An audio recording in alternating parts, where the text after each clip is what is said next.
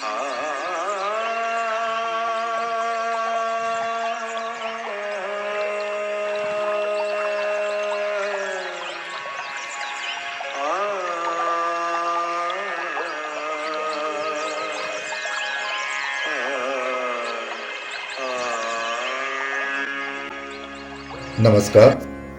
सर्वांचं स्वागत.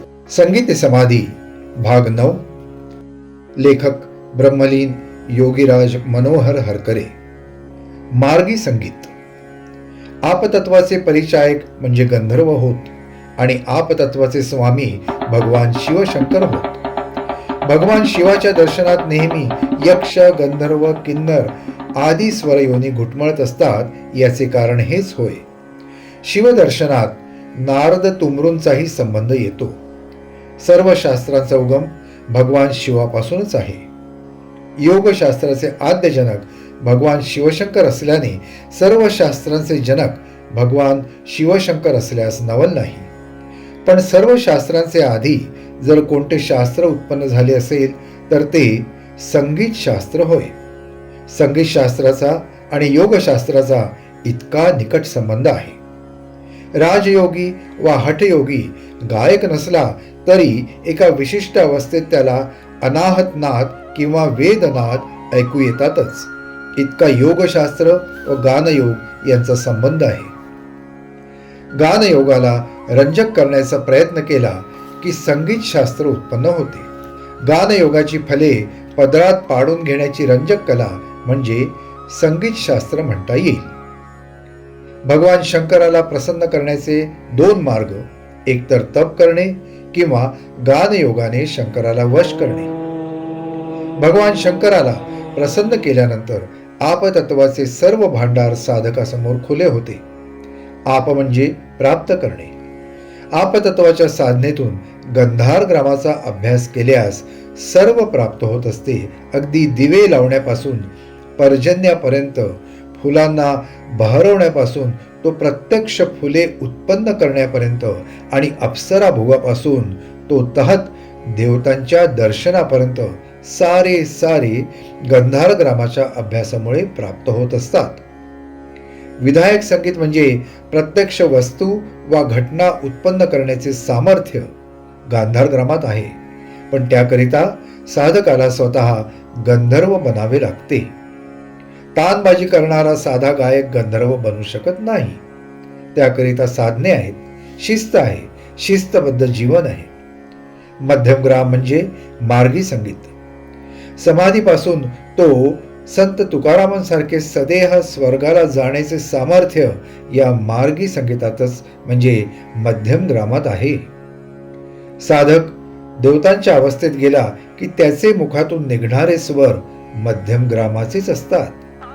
मध्यम ग्रामाच्या श्रुती षड्ज ग्रामाच्या श्रुतींच्या अधेमध्ये असल्याने मध्यम ग्रामाचे संगीत साधारण असाधक गायकाला बेसूर वाटेल.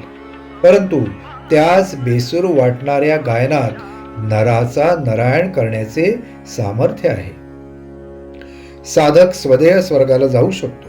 या मध्यम ग्रामाचे वर्णन तुकाराम महाराज करतात. वेडा वाकोडा गाईन परी तुझाची म्हणविन. मध्यम ग्रामाबद्दलच्या अनुभवांवर पुढे चर्चा येईलच. स्वरांना रंग असतात ही शास्त्रीयता पाश्चात्यांना इतके दिवसपर्यंत एक रंजक कल्पना विलास वाटत असे. भारतीय संगीत शास्त्राबद्दल सहानुभूती बाळगणाऱ्या सर वुईलार्ड जोन्स याने स्वरांचे रंगवर्ण आणि रागरागिणींच्या प्रतिकृती या भारतीय संगीतातील सत्यांना बुद्धिमान ग्रीकांनाही न सुचलेल्या परंतु भारतीय अंतःकरणाची विशेषता असलेली एक रम्य कल्पनासृष्टी म्हणून त्याचे वर्णन केले आहे. आपल्या प्राचीन शास्त्रांबद्दल अज्ञानामुळे साशंक असलेल्या काही भारतीयांनाही तसेच वाटते. परंतु स्वरांना रंग राहणे ही आता कवी कल्पना राहिली नसून एक शास्त्रीय सत्य बनले आहे. प्रख्यात रशियन वैज्ञानिक कुझोनो यांनी स्वरांच्या रंगाबद्दल बरेच संशोधन करून ठेवले आहे. त्यांचे नावही त्यांच्या संशोधन कार्याला साजेसेच आहे. संस्कृत शब्द कूजन आव, कूजन करून आव म्हणजे बोलणारा असा तो कूजनो. त्यांच्या ओत उपकरणावर त्यांनी स्वतःच्या स्वरांच्या कंपनांचे रंग टिपले असून कोणत्या कंपनाच्या स्वराला कोणता रंग असतो त्याची सूची तयार केली आहे.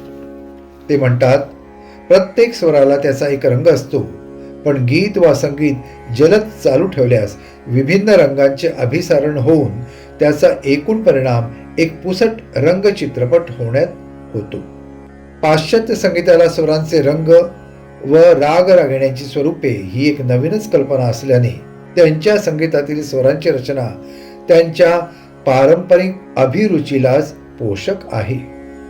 स्वरांचा योग्य विन्यास, कंप, पुनरावृत्ती व तत्सम शास्त्रीय ठेवण उत्पन्न करण्याची कला त्यांच्या संगीतशास्त्रात अवगत नसल्याने तसली पाश्चात्य गीते वाजविल्यामुळे कुझो यांचे ओत फलकावर रंगांचे पुसट अभिसारण झाले असावे.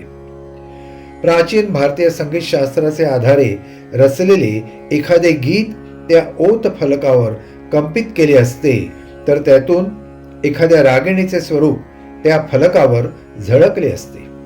यावरून संगीत दर्पणात वर्णन केलेले स्वरांचे वर्ण व राग रागिण्यांची स्वरूप वर्णने किती शास्त्रीय आहेत याची कल्पना येईल. भारतीय शास्त्रांना कल्पना विलास मानणेच आता अशास्त्रीय होऊन बसले आहे. आजच्या भागात एवढंच. पुन्हा भेटूया पुढच्या भागात.